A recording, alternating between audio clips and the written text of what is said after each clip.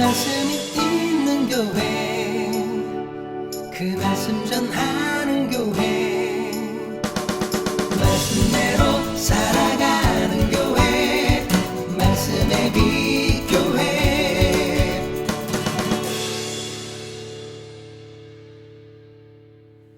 오늘은 교회의 방향성이라는 제목으로 함께 말씀을 나누려고 합니다. 말씀을 통해서 교회에 대해서 바르게 이해하고 바르게 교회로 세워져가는 은혜가 있기를 소원하고 축복합니다.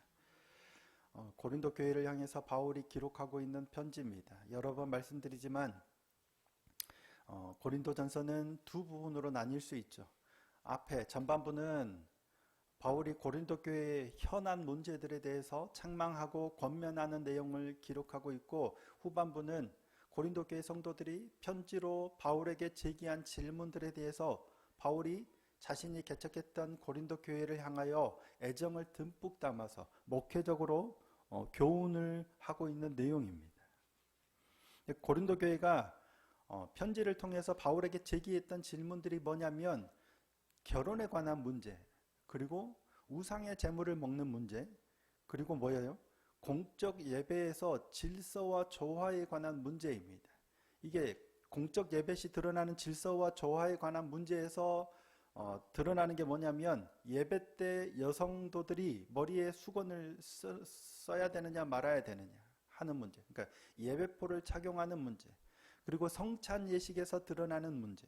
성찬 예식, 애찬과 성찬이 이루어지는데 교회 안에 문제가 생겼어요. 사람들이 기다려야 되는데 자기들 먼저 온 사람들이, 부유한 사람들이 자기들 마음대로 막 먹고 마시고 취하기까지 해서 문제가 되는 경우. 그리고 이어서 둘째가 뭐였냐면 바로 이 영적 은사의 문제입니다. 영적 은사로 교회에 분쟁이 생긴 거예요. 교회 공동체 안에 영적 예배 시, 공예배 시 질서가 허물어졌는데 문제는 분쟁이 생긴 건데, 첫째는 성찬 예식 때문이었고, 둘째가 뭐냐면 이 영적 은사 때문에 일어나는 분쟁이었습니다.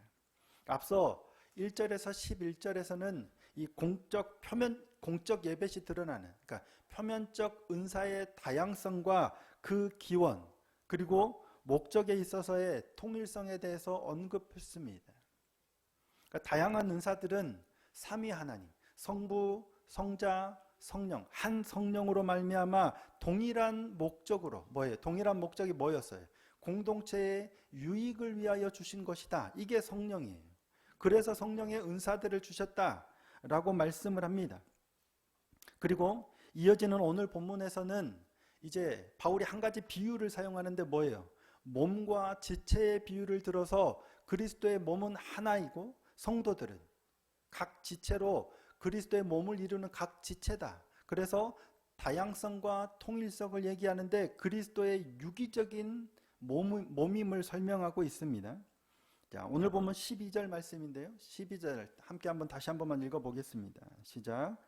몸은 하나인데 많은 지체가 있고 몸의 지체가 많으나 한 몸임과 같이 그리스도도 그러하니라. 아멘.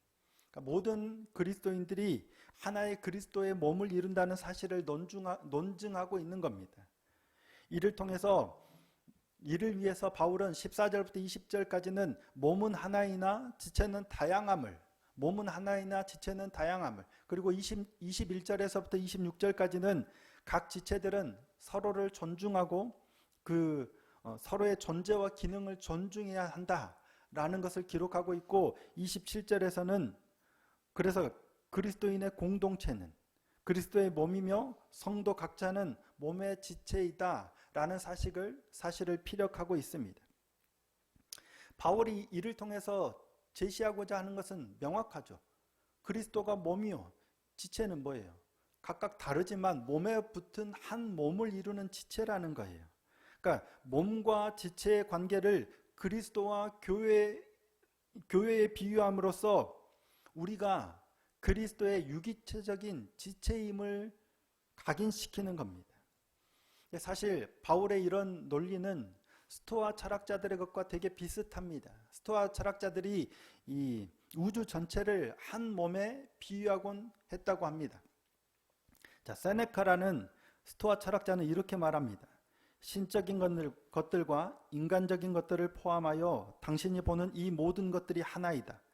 우리는 거대한 몸의 지체들이다. 라고 했고, 또 에픽테투스는 당신은 세계의 시민이며 세계의 한 부분이다.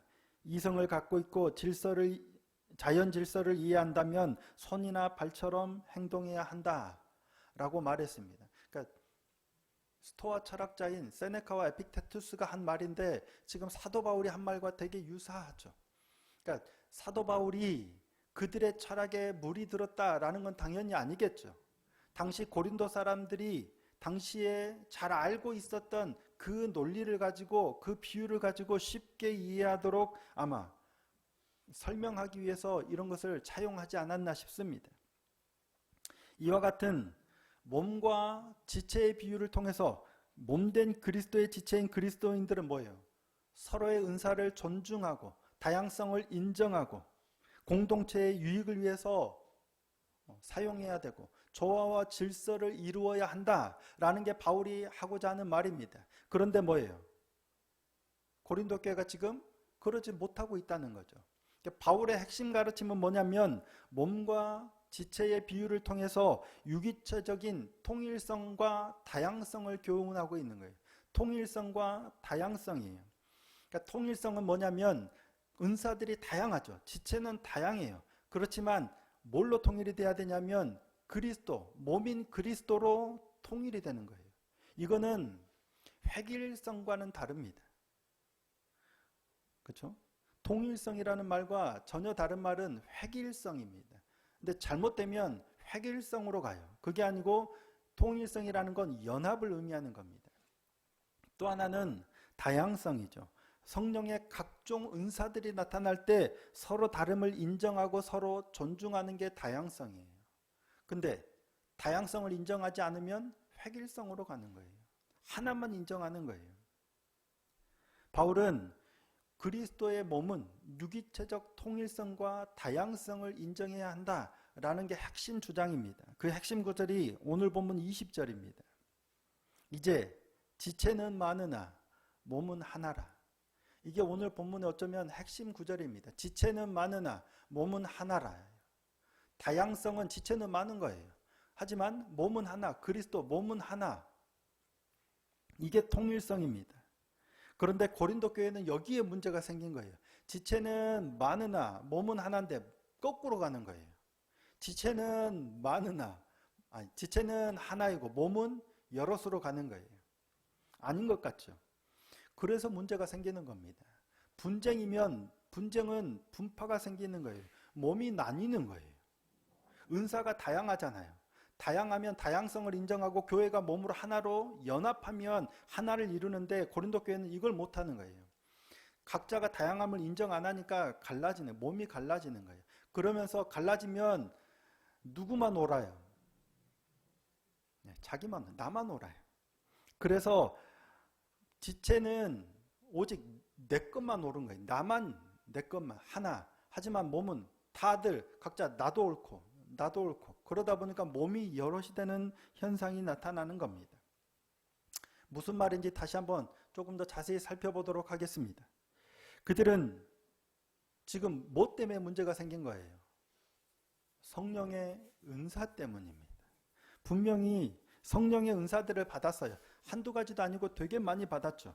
성령의 임하심으로 그리스도로 한 몸을 이루었다라고 얘기합니다. 오늘 보면 13절 말씀입니다. 우리가 유대인이나 헬라인이나 종이나 자유인이나 다 한 성령으로 세례를 받아 한 몸이 되었고 또 다 한 성령을 마시게 하였느니라. 아멘. 세례는 우리 은재도 세례를 받았고 지혜자매도 세례를 받았지만 그리스도와의 인격적인 연합을 통해서 그와 함께 죽고 그와 함께 부활하는 것을 의미하는 겁니다. 그렇죠? 이 세례를 통해서 모든 그리스도인들은 그리스도 안에서 그리스도를 통하여 그리스도 안에서 그리스도를 통하여 예수 그리스도에게 나타난 죽음과 부활을 함께 공유하는 겁니다. 자신의 것으로 소유하게 되는 거예요. 한 성령으로 세례를 받아 한 성령을 마시게 하셨느니라. 그러니까 성령께서 친히 간섭하셔서 세례자로 하여금 영적인 변화를 경험하게 하는 거예요. 그러면 물 세례는 뭐냐? 그 세례를 공적인 교회의 일원이 되었다는 사실을 외부적으로 공포하기 위하여 물로 행하는 예식이 바로 세례 예식입니다. 그 이전에 뭐가 있어요? 한 성령으로 세례를 받는 것. 성령 세례가 있는 겁니다. 이처럼 성령 세례로 인한 그리스도와의 영적 결합을 전제로 해서 그래서 우리가 나는 그리스도와 하나를 이루었다라는 고백으로 세례 예식을 행하는 겁니다. 하지만 문제는 성령을 받았다고 해서 세례를 받았다고 해서 끝나는 게 아니라는 겁니다. 세례를 받으면 이제 그리스도인으로 본격적으로 시작해요. 성령을 받으면 이게 끝이 아니라 이제부터 그리스도와 하나를 이뤄서 이제 시작하는 거예요. 결혼 생활이 시작된다라고 할 수 있겠죠. 이때가 어쩌면 가장 위험할 때고 조심해야 될 때입니다. 결혼하면 그동안 연애하고 막 마음을 얻으려고 막 이렇게 하다가 결혼했으니까 끝나나요? 아니죠. 가장 중요하고 가장 위험할 때가 바로 결혼하고 그 몇 년 사이가 아닌가 싶어요. 다르잖아요. 연애할 때야 몰랐죠. 서로 다른 게 좋았지만 같이 살다 보면 다른 게 이제 이렇게 맞춰가 되게 중요하고 되게 위험한 기간이에요. 사울 왕도 그랬습니다. 이스라엘의 첫 번째 왕으로 기름 부음 받은 사람이 사울 왕입니다. 그는 아버지 잃어버린 암나기들을 찾으러 갔다가 우연히 사무엘을 찾아갔죠. 그리고 우연히 사무엘을 통해서 기름 부음을 받고 하나님의 놀라운 말씀, 예언의 말씀을 듣게 됩니다. 자, 사무엘상 10장 6절 말씀입니다. 뭐라고 말씀하셔요? 내게는 여호와의 영이 크게 임하리니 너도 그들과 함께 예언을 하고 변하여 새 사람이 되리라.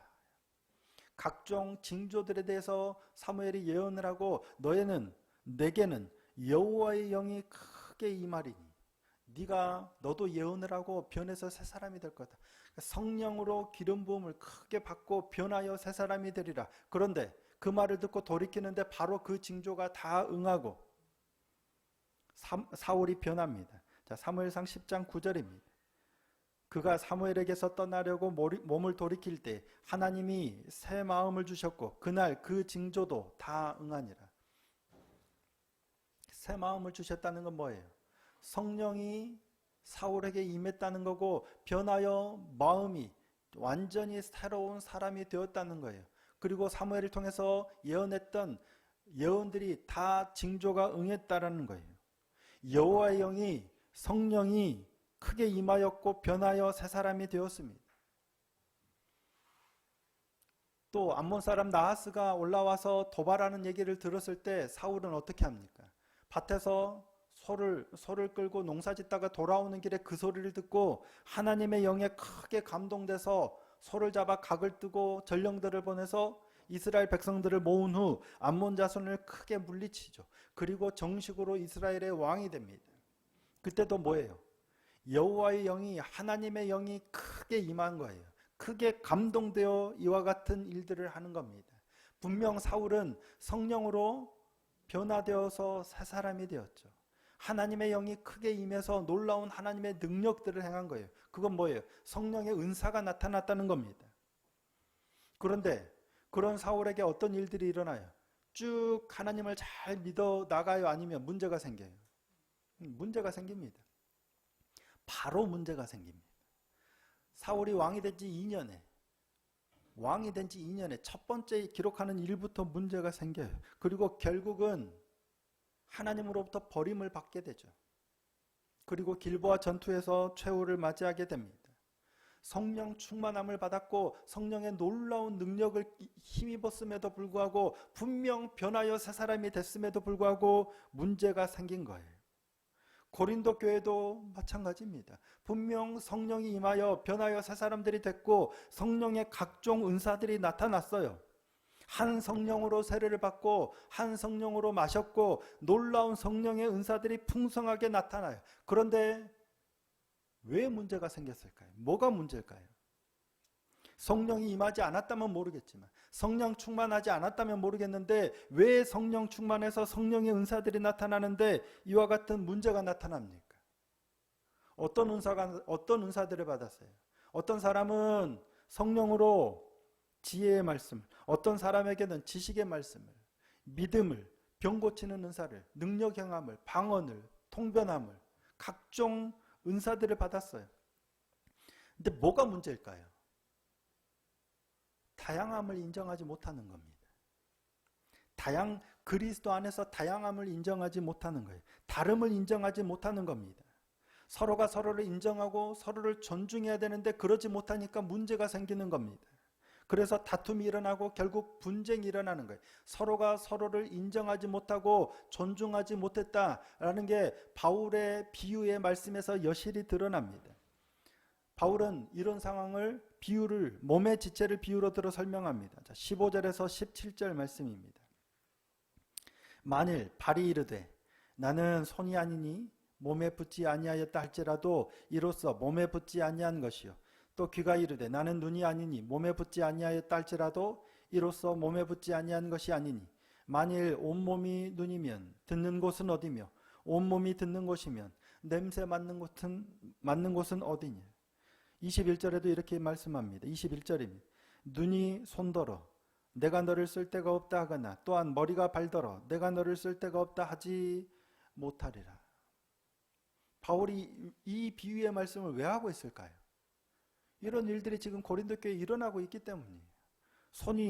눈이 손더러 너 쓸 데 없다. 머리가 발더러 너는 아무것도 아니야. 너는 아무 필요 없어. 라는 일들이 고린도 교회 안에 지금 계속 일어나고 있다는 얘기예요. 그래서 분쟁이 일어나고 그래서 교회의 질서가 무너지고 있는 거예요. 왜 그럴까요? 앞서도 말씀드렸지만 내가 받은 은사만 진짜예요. 내가 받은 은사만 고귀해요. 네가 받은 것 발인 아무 쓸데없다는 거예요. 나만 옳다 하는 거예요. 그러니까 지체가 여럿인데 자기만 내가 이런 은혜를 받았으니까 이것만 인정돼. 그건 아무것도 아니야. 내가 기도해서 이런 능력 받았으니까 너 틀렸어. 이런 일들이 비일비재하게 일어나는 겁니다. 은혜를 획일화시키는 거예요. 하나님이 각 사람에게 맞춰서 다양하게 선물들을 주셨는데 어떤 일들이 일어났냐면 그걸 인정하지 않고 내가 받은 것만 하나님이 주시는 선물이야 고집해요. 저 사람이 받은 것 분명 하나님이 주신 선물인데 그걸 인정 안 하는 거예요. 선물의 획일화죠. 그러니까 너의 방식 버리고 나의 방식을 따르라는 강요와 강압이 이루어지는 겁니다. 누가 이런 걸 강요할까요? 교회 처음 다닌 사람이 할까요? 교회 오래 다닌 사람이 할까요? 은사를 한 번도 경험해보지 않은 사람이 할까요? 은사를 많이 받은 사람이 이럴까요? 희한하게 은사를 많이 받으면 더욱더 겸손하게 하나님의 말씀을 따라서 이렇게 더 가야 되는데 이게 잘 안 된단 말이에요. 우리의 죄성이 그래요. 선물을 받으면 감사해서 더 잘해야 되는데 지가 잘나서 선물 받은 줄 알고 그 선물 자랑하고 내가 교만해지는 이게 우리의 죄성입니다. 그러다 보니까 교회가 여럿으로 나뉘어요. 그리스도의 몸이 여럿이 되는 결과가 나타납니다. 다양성과 통일성은 뭐예요? 지체는 많으나 몸은 하나라. 그런데 이와 같은 분쟁이 일어나면 지체는 하나나 몸은 여럿이다 라는 게 됩니다. 어쩌면 오늘 이 땅의 교회는 거의 대부분 이 두 범주 안에 속하지 않나 싶어요. 물론 명확하게 구분이 된다라고 할 수는 없겠지만 어떤 교회는 지체는 여럿인데 몸은 하나예요. 어떤 교회는 지체는 하나고 몸이 여럿이에요. 다양성과 통일성을 추구하느냐 아니면 획일성을 추구하느냐 생각 안 해보면 우리가 어디에 속았는지 별로 잘 몰라요. 왜? 누구나 다 하나님을 경외하고 누구나 다 하나님을 섬기고 누구나 다 하나님의 영광을 위하여 살기 때문입니다. 어느 교회가 받은 은사를 가지고 하나님을 배신하려고 은사를 쓰는 사람은 없습니다. 그렇죠? 하나님의 영광을 위하여 한다라고 합니다. 로마서 14장 6절에서 8절입니다. 나를 중히 여기는 자도 주를 위하여 중히 여기고 먹는 자도 주를 위하여 먹으니 이는 하나님께 감사하며 먹지 않는 자도 주를 위하여 먹지 아니하며 하나님께 감사하느니라. 우리 중에 누구든지 자기를 위하여 사는 자가 없고 자기를 위하여 죽는 자도 없도다. 우리가 살아도 주를 위하여 살고 죽어도 주를 위하여 죽나니 그러므로 사나 죽으나 우리가 주의 것이로다. 아멘. 이 말씀을 부인하는 교회가 있을까요? 이 말씀을 거부하는 목사님들이나 성도님들이 있을까요? 누구나 다 하나님의 영광을 위하여, 주를 위하여 다 거짓으로 그렇다고 생각하지 않습니다. 누구나 정말로 그렇게. 그런데 문제는 왜? 문제는 누군가는 지체는 여럿이나 몸은 하나로 정말 이렇게 가는데 누군가는 반대로 가고 있다는 얘기예요. 교회 공동체를 형성함에 있어서 가장 중요한 것 중에 하나가 바로 이겁니다. 방향성입니다. 가치, 시선이에요. 누구나 다 하나님의 영광을 위하여라는 방향으로 가는데 이 방향이 달라요. 그 방향을 가르는 중요한 것 중에 하나가 뭐냐면 누가 주인이냐의 문제예요. 몸은 하나예요. 하나님이 한 분이시오. 성령이 주는 한 분이에요. 그러니까 은사도 사역도 직분도 삼위 하나님이 주신 거예요. 몸은 하나예요. 그런데 누가 주인이 되려고 하냐면 그걸 내가 주인이 되려고 하는 거예요. 그러니까 하나님을 어떻게 바라보느냐, 말씀을 어떻게 대하느냐, 은사를 어떻게 바라보느냐에 따라서 전혀 달라지는 거예요. 교회 공동체가 나아가는 방향에 따라서 전혀 달라지는 겁니다. 하나님을 바라보고 나아가느냐 아니면 자신이 주인이 되어 가느냐라는 겁니다. 교회의 방향이 어디에 있는가요? 우리 교회의 방향은 어디에 있을까요? 여러분은 교회로서 방향이 어디에 있습니까? 누구나 다 거룩을 꿈꾸지만 현실을 들여다보면 거룩이냐 아니면 성장이냐, 거룩이냐 아니면 성공이냐, 하나님의 공평과 정의를 따라갈 것이냐 아니면 성공이냐, 부요함이나 번영을 따라갈 것이냐 아니면 공평과 정의, 하나님의 말씀을 따라갈 것이냐,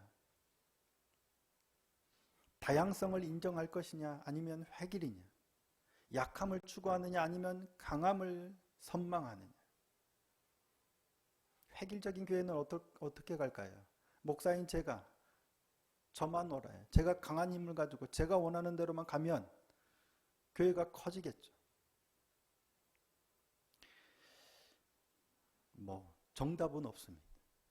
나는 하나님을 어떻게 바라보고 무엇을 추구하며 나아가느냐, 무엇을 추구하고 있는지를 현실을 좀 돌아볼 필요가 있지 않나 싶습니다. 한 가지 예만 들어드리겠습니다. 여러분하고는 직접적인 연관이 없어 보이지만 한 가지 예를 들어드리겠습니다. 저희는 대한예수교 장로회 통합 측에 해당합니다. 그래서 총회연금재단이라는 곳이 있어요. 그래서 연금을 듭니다. 가장 적게 9만 3천 원인가 에서부터 많게는 얼마까지 내는지 모르겠습니다. 내가 받는 한 달의 월급에 따라서 기본 몇 프로를 연금을 내게 돼 있어요. 예전에는 연금을 내도 되고 안 내도 됐지만 몇 년 전부터는 연금을 안 내면 안수도 못 받고 이렇게 교회에서 이렇게 사역도 못 하고 이렇게 돼 있습니다. 법적으로. 근데 문제는 우리 같이 작은 교회는 월급이 적으면 연금이 조금 있겠죠. 근데 많은 교회들이 연금을 내기도 어려운 분들이 많아요. 근데 큰 교회는 월급이 많으니까 연금을 많이 내요.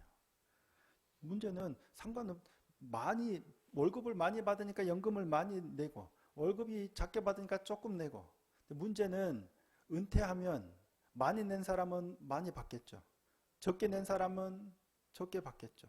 은퇴하면 생활이 똑같은데 많이 낸 사람은 많이 받아서 잘 살고, 조금 낸 사람은 조금 받아서 어려운 거예요. 아무 문제가 없을까요? 교회가 큰 교회 목사님들은 그 연금 아니라도 목회하면서 월급도 많이 받고 퇴직금도 많이 받고 전별금도 많이 받고 연금도 많이 받고, 근데 힘겹게 목회하신 분들은 연금도 조금 받고 퇴직금도 없어서 그러고 집도 없어서 힘들게 사시는 분들이 많아요. 과연 이게 괜찮은가요? 많이 낸 사람은 많이 받고 적게 낸 사람은 적게 받는 것 당연한 거죠. 근데 이거는 세상의 방식이라는 거예요. 교회가 꼭 그렇게 해야 되나? 교회를 크게 월급을 많이 받는 교회에서 많이 내서 작게 받는 사람들을 이렇게 형평성을 좀 맞춰주면 안 됩니까?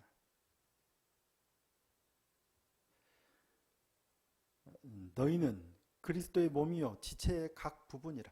개교회뿐만 아니라 교회들이 그리스도의 몸이요 개교회가 각 지체라면 어떻게 해야 될까? 그냥 너는 찌질한 교회니까 그냥 이겁니까? 아니면 오늘 본문 24절 25절입니다. 우리의 아름다운 지체는 그럴 필요가 없느니라. 오직 하나님이 몸을 고르게 하여 부족한 지체에게 귀중함을 더하사 몸 가운데서 분쟁이 없고 오직 여러 지체가 서로 같이 돌보게 하셨느니라.